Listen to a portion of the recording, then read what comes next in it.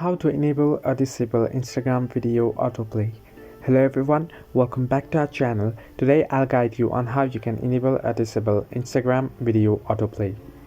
Well, open the app and head over to your profile by tapping on the profile icon that you can find on the bottom right of your screen.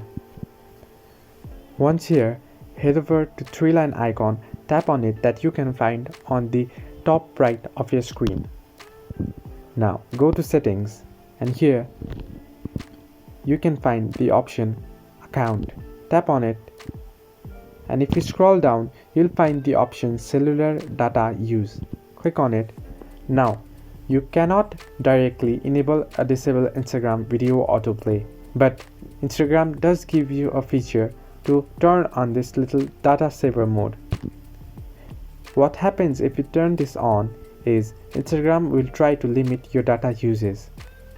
So once you go back and open your Instagram again, your autoplay might pause.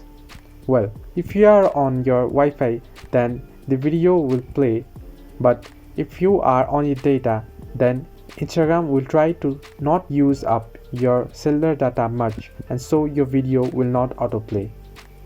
So this way you can enable or disable Instagram video autoplay.